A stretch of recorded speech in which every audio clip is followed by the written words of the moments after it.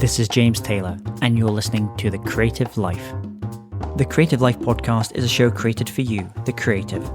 If you're looking for inspiration, motivation, and advice while at home, at work, or on your daily commute, then this show is for you. Each episode brings you a successful creative, whether that's a musician, writer, artist, designer, performer, educator, or creative entrepreneur. They share their journey, their successes, their failures, their creative process, their insights, and much, much more. In this episode, I speak with author Rutger Bregman, and we talk about universal basic income, a 15-hour work week, and the power of ideas. Enjoy this episode. Hey, it's James Taylor. I'm delighted today to have Rutger Bregman on the show. Rutger Bregman is an author and historian who's been called the Dutch wunderkind of new ideas by the Guardian newspaper. He has twice been nominated for the prestigious European Press Prize for his journalism work at the Correspondent. His latest book, Utopia for Realists, makes a passionate case for universal basic income, open borders, and a 15-hour work week. Now, I had the opportunity to hear him talk at the RSA in London recently, and it's my great pleasure to welcome him onto the show today. So welcome, Rutger. Thanks for having me, James. So first of all, share with our listeners what's going on in your world just now. Well, I just published a book called Utopia for Realists, and that book was initially published in the Netherlands in 2014. And it was reasonably successful over there, just sold quite steadily. But then, just a few months ago, it was picked up by a New York book agent, and now it's been sold to more than 20 languages. So yeah, my world is pretty upside down right now. It's pretty crazy. So when you first kind of released, you said it was kind of slow and steady. It feels like, certainly from here in the UK as well, it's really had quite an immediate impact. There was a lot of things which were maybe kind of ideas on the kind of outlier areas, but what you did is you kind of brought together a lot of things in a similar way like books like The Spirit Level did as well. These what felt like quite disparate ideas, and you kind of brought them together in one place. I'm interested now. You're kind of starting to kind of promote and do things obviously in America. Are you getting that same kind of reaction as you were getting in the UK? Well, actually, the book tour hasn't started yet in the US. I'm going there in May, so we'll have to see about that. But I was in Spain just a few weeks ago, and that was quite busy as well. I did 21 interviews in 4 days. So. Wow! But and how did you? So I mentioned at the top of the show that you're an historian and an author. So where did you kind of learn your craft when it comes to the craft of writing and being an author? How did that start? Where did you start developing that skill as a writer? Well, I studied history at Utrecht University. Utrecht is the place where I still live in the Netherlands. And I always had the dream of doing a PhD and become a professor. That was always the idea. But then towards the end of my studies, I realized that I had to spend like 4 years of my life researching some insignificant subject that I didn't really care about. Something, I don't know, that happened in the 13th century, some monastery or whatever. And I thought, well, that's not what I want to do with my life. And this was the time of, the Arab Spring had just started. The financial crisis was there for about 3 or 4 years. And there were so many big questions on the table. And when I turned on the TV, there were only economists, talking about the solutions to all of our big problems. And I wondered, where are the historians? So that was, I guess, the point where I thought, I want to do something else. I want to go into journalism. I want to write books about the big questions. So yeah, that's how it all started. And with that historian background, one of the things that you kind of pull out, I think one of the key themes around in the book is this idea of universal basic income. I'd love to just kind of talk about that, but the way that you kind of go at it and you kind of bring out those ideas is you kind of have your historian hat on a little bit, because for many of us, and I speak this being in Scotland, we start hearing about this universal basic income. The government here is now looking at this as an actual idea, and we think of it as quite a new thing. So can you first describe, what is it? And also, as you started researching from the book, taking us back a little bit in history, because I believe this is not that new an idea. Well, when people first hear about basic income, they think, well, if you give everybody free money, they'll probably stop working, right? So I've given a lot of lectures about this, and about 99% of people say, well, I won't stop working because I've got dreams and ambitions, but probably other people will stop working. And this is also what you find in mainstream models of economists. They assume that people are rational, self-interested. So if you give them the opportunity to, do nothing, then will do nothing.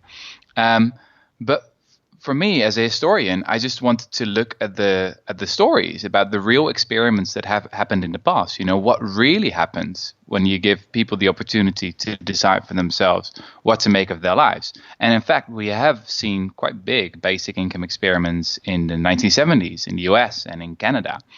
And what they found back then, it's almost completely forgotten nowadays, but what they found is that it worked incredibly well, and that most people use the money very well, that it's cost efficient, that healthcare costs go down, crime goes down, etc., etc. So for me, that's one of the big uses of history, that it shows you that things can be different, that the way we've structured our society right now is not natural.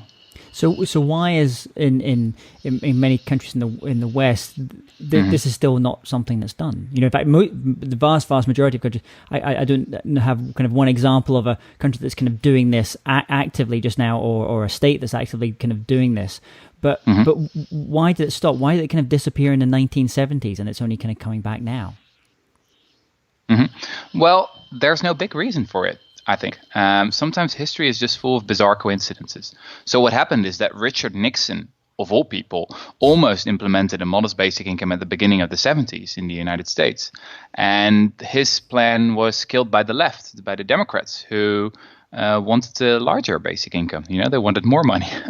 And another quite bizarre thing that happened in 1978 was that they had one experiment going on in Seattle. And there were a lot of positive results coming in. But then suddenly they discovered that the divorce rate had gone up by 50%. So at that point, many conservatives said, well, we can't have basic income because that will make women much too independent. And actually, it was 10 years later that they found out that a statistical mistake had been made. In reality, the divorce rate didn't go up at all. So if you look at the history of basic income, it's full of coincidence. One of the big lessons of learning about history is that trend watchers and people who are making predictions, don't trust them. They're full of shit. And you mentioned something as well in the book about there was a place in Canada that actually started way back in the 70s, started kind of running this experiment on it. But we never heard anything about it. So what happened to all the data, all the analysis that was done on that first experiment? Yeah, I think this is one of the most fascinating stories in the book. So what happened in 1974 in a small town called Dauphin is an experiment started there. And it lasted for 4 years. An army of researchers descended on the town and they collected a lot of data, and they had about 2,000 boxes full of graphs and interviews and you name it.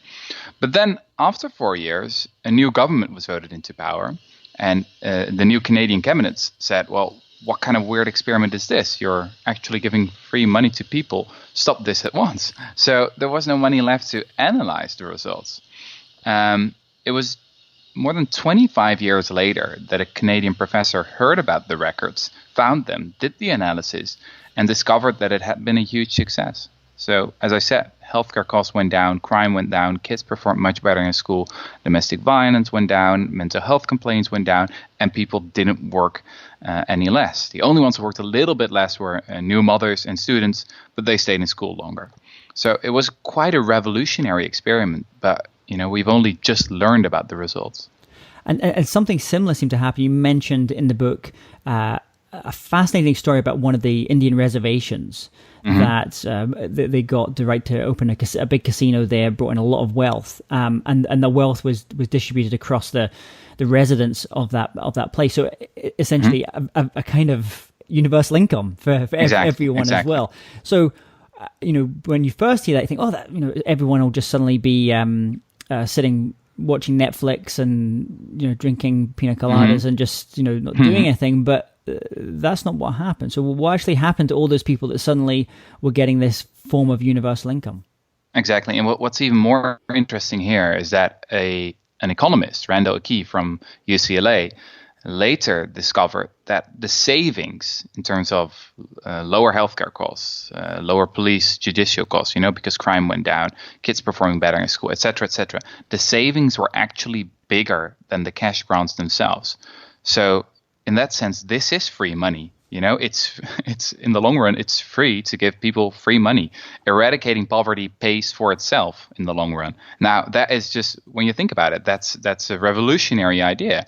We can eradicate poverty and everyone will benefit from it. That's what we find time and time again in these kind of empirical scientific studies.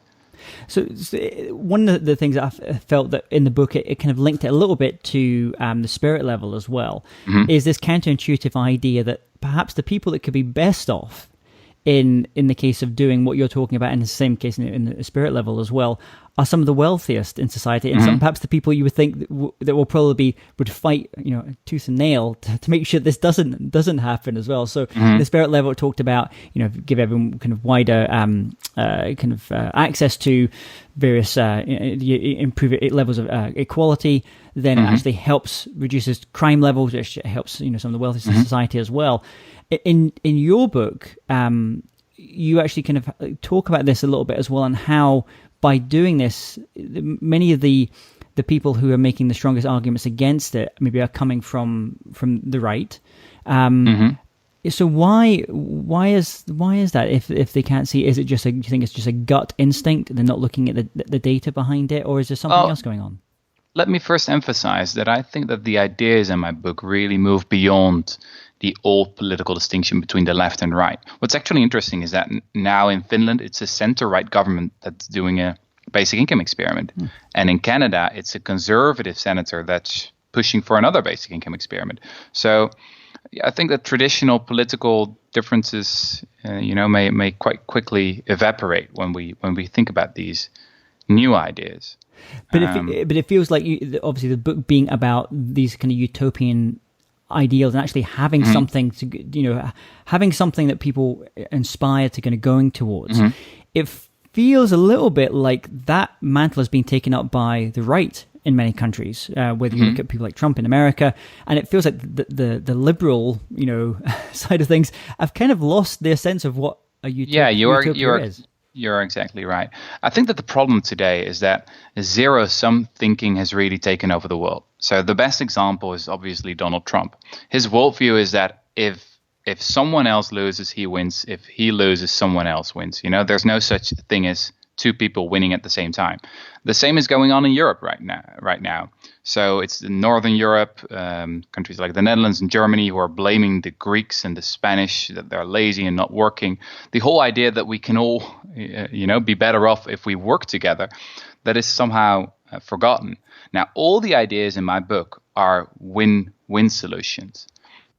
There was a time in history when both the left and the right agreed that win-win is the way to go. The left might have said we need higher taxes, but in the end, everyone will benefit from a saner economy where there will be less people living on the streets, etc. Now, the right said, yeah, we are also in favor of win-win solutions, but we need lower taxes, and then the poor will be better off in the end as well. Now, I think the question is not who's right here, but the thing is that we've sort of forgotten how to think in those win-win terms.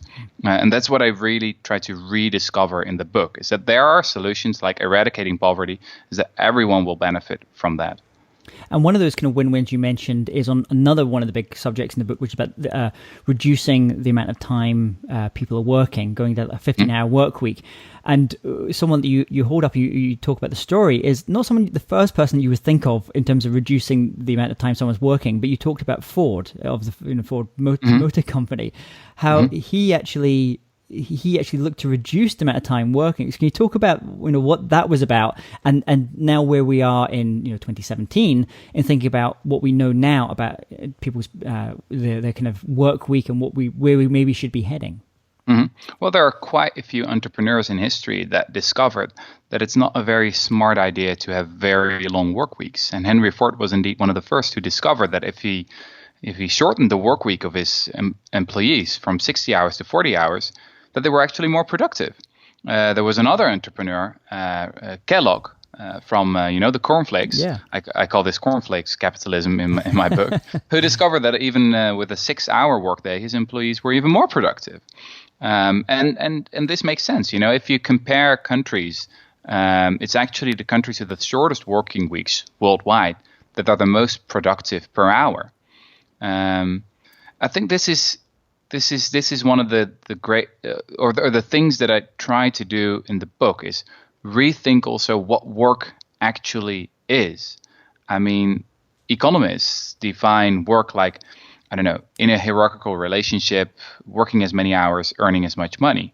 But the thing is, we know, for example, from a recent poll done in the UK that as much as 37% of British workers think that their job is useless, that it doesn't add anything of value. Now, that is one of the biggest taboos that almost no politician from either the left or the right today is talking about. We need to completely rethink what work is. And you give a very technical term. You called them bullshit jobs, which I thought was great because, and it was interesting. I spoke at an event the other week, and there was about 50 people in the room, and so it wasn't statistically significant. But I actually asked them, how many of you do jobs which which are essentially can bullshit jobs, which can be, and I was surprised. It wasn't quite as high as 39%. It was maybe about 20% or thereabouts. But that's incredible. But it's incredible that people, the 20% of your audience is willing to acknowledge in public that their job is bullshit. Yeah. So what the thing is, as we've started, we have this ability now to maybe work less, but we're not doing it. Even some people that have the option to be able to do that. So that the idea that in the future, by this 2030, we would all be living a life of leisure or leisure. So what happened? Why are we not all living that life now? Well, that's a great question. I mean, there are like hundreds of self-help books out there that pretend to be able to advise you how to live a happy, productive life and working even less hours, but somehow it's not working out. And I think the problem here is that we are constantly thinking about these challenges in individual terms, while we should think in collective terms. If you go back in history, in the 50s, in the 60s, almost everyone, all the sociologists, all the economists predicted that we would be working less and less and less. But it didn't happen. Now, I think that isn't the result of like millions of individual choices. It's we collectively, as a society, made a different choice. One explanation is consumerism. We keep on buying stuff we don't need to impress people we don't like. And the other explanation is bullshit jobs. And they are not just there. There are institutional reasons why they are there. Just look at the financial sector. Something like flash trading, completely useless. Everyone knows that. Why do these jobs exist? Well, because they can exist, because there are rules that allow them to exist. You can change those rules, and then you'll have less bullshit jobs. So it's not very very difficult to understand why these jobs are still there. The reason is that as a society, we've decided to go that way. And obviously, there have been lots of books out in recent years about and reducing work weeks, and we know those ones as well, and they're very much focused around productivity.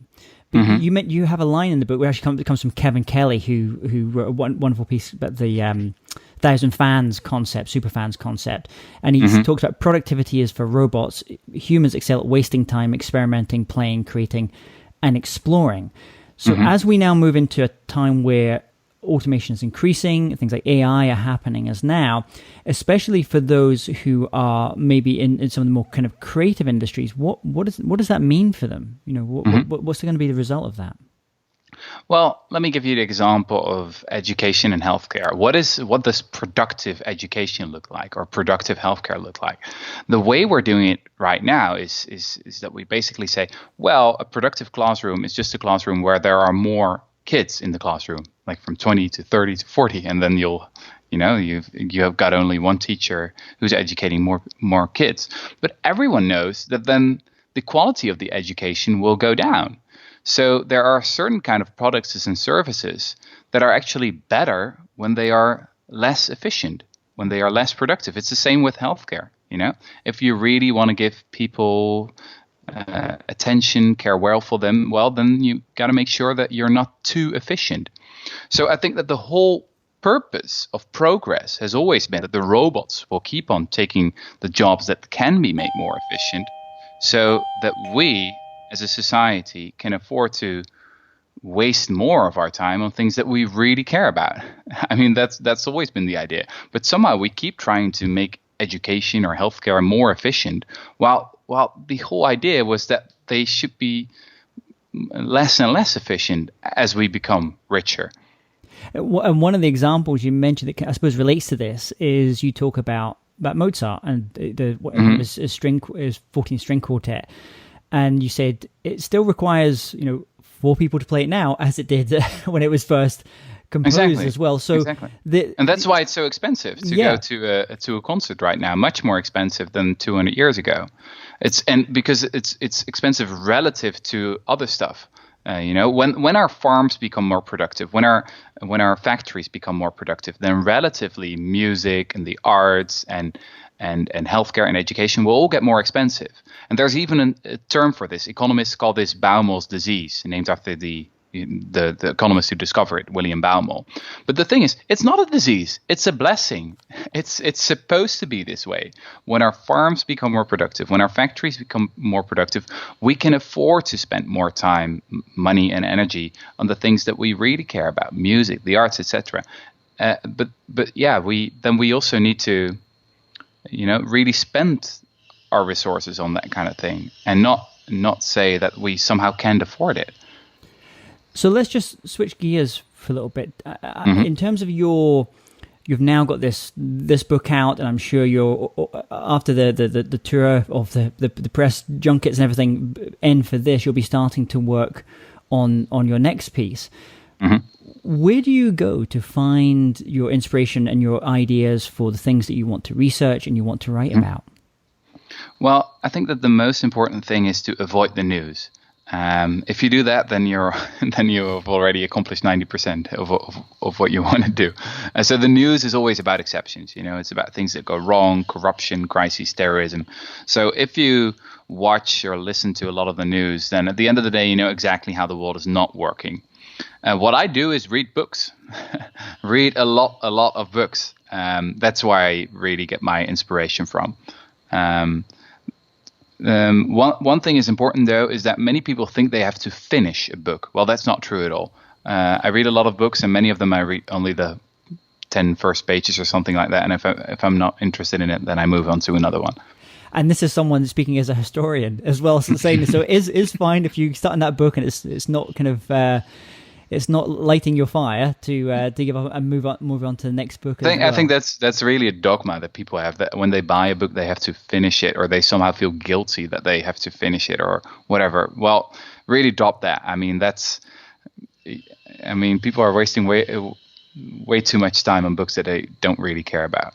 And can you talk to us about in your work as a writer and as a historian, maybe a time when you had a kind of major insight or a light bulb moment in your life where you went, okay, this is the area that I want to be writing and researching about, or this is where I want to be going with my career and the work that I do?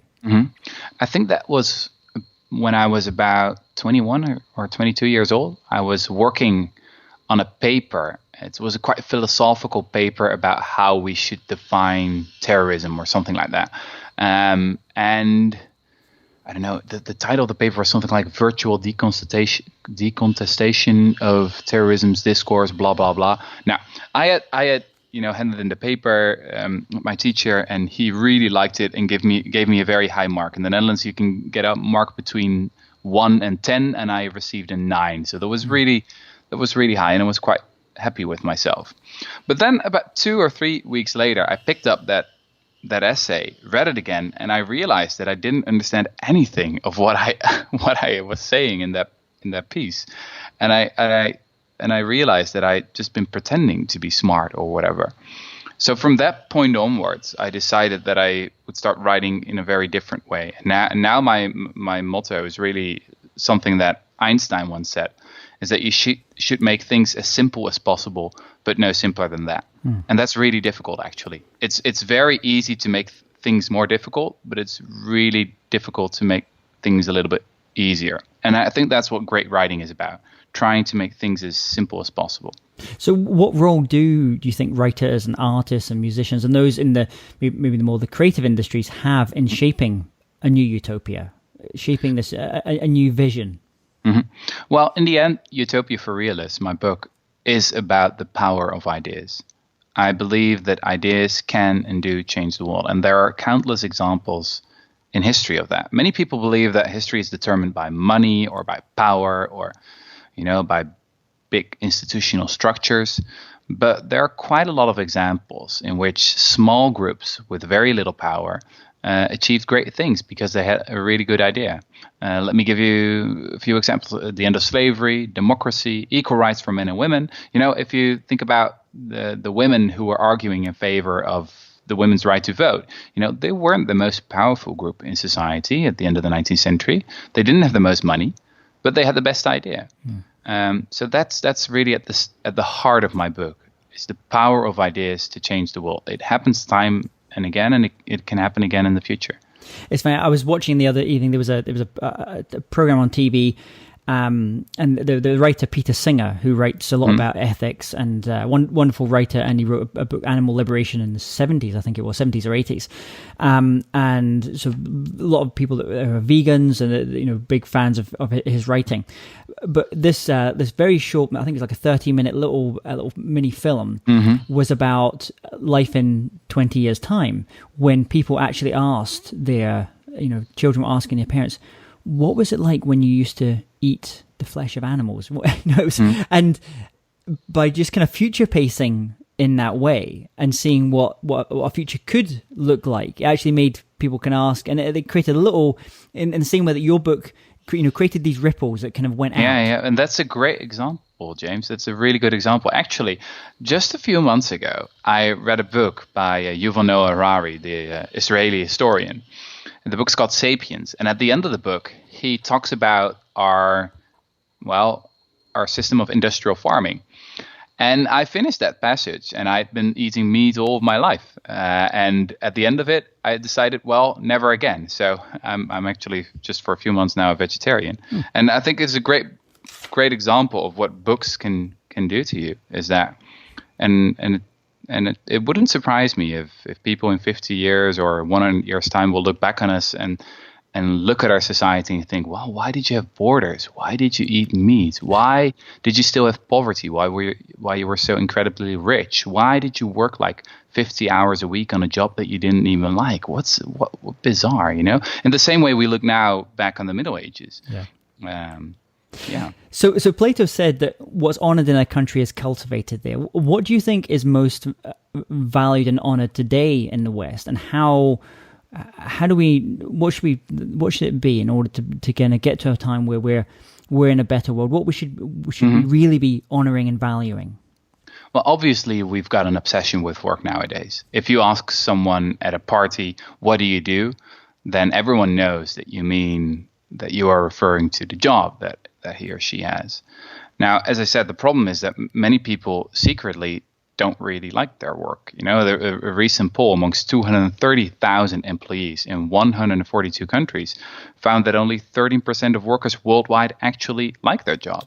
So I think that is one of the biggest taboos of today, that our whole system of getting meaning out of life, mainly through work, is crumbling down. And I think the big task ahead is to completely redefine work.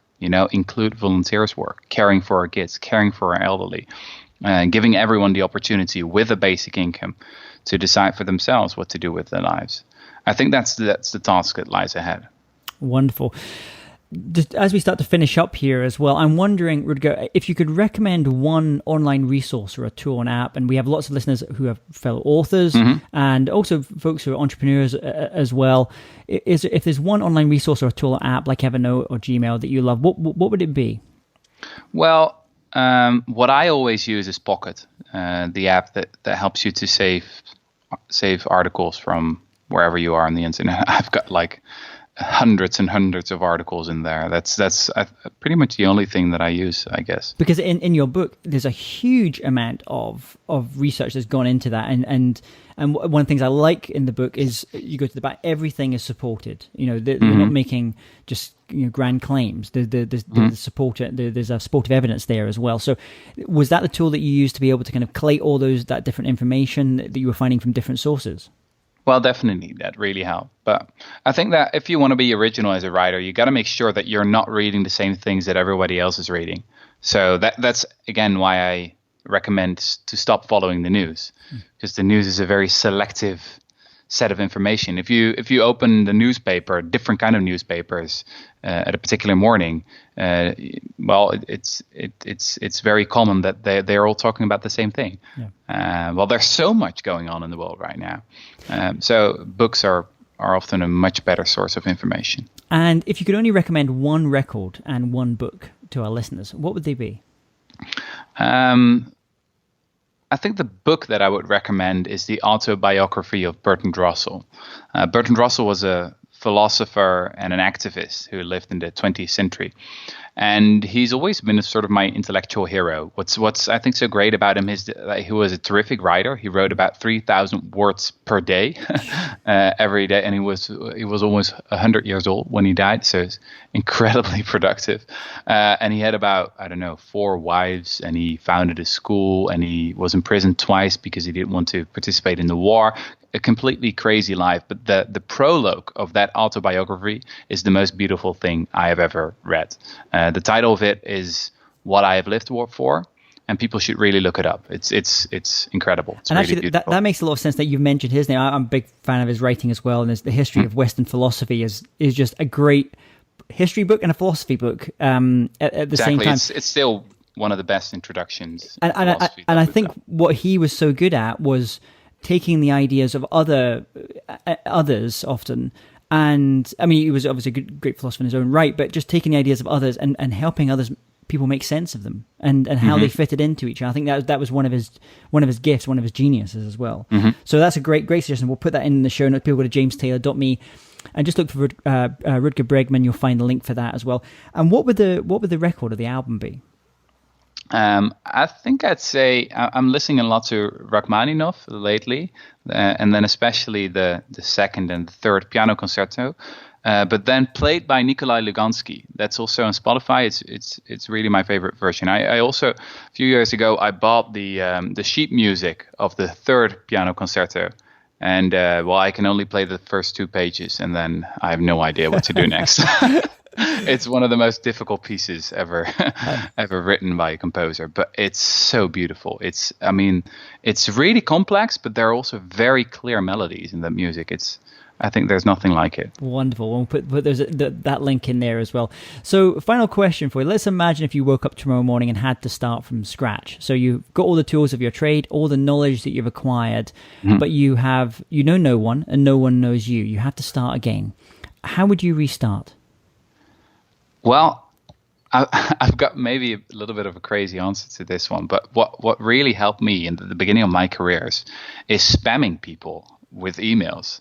So what I often did when I was 22, 23 years old and I wanted to get published in a Dutch newspaper, what I often did is just I created one email and then send it into BCC to like 100 journalists or something like that. And my idea was that, quantity over quality. You only need one yes, and I didn't care about the 99 no's that I got, and that's really I think that's quite a good piece of advice, because a lot of people are thinking about, I really want my piece to be published in that particular newspaper, and then they create their best pitch, and they are really sad when they don't get a response. What you should just do is produce one mediocre pitch, but then pitch it like 1,000 times. Yeah. You've got a much bigger chance of success in that way. Wonderful. Well, Rutger, thank you so much for coming on the show. What is the best way that listeners can connect with you, find out more about your writing and the other things that you're up to? Well, I've got a website, rutgerbregman.com. I'm on Twitter @RCBregman. You can email me, whatever. You can spam you.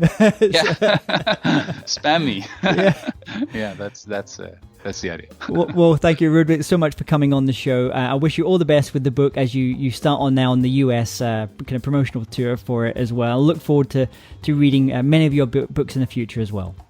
Thanks so much, James. Hey, James Taylor here again.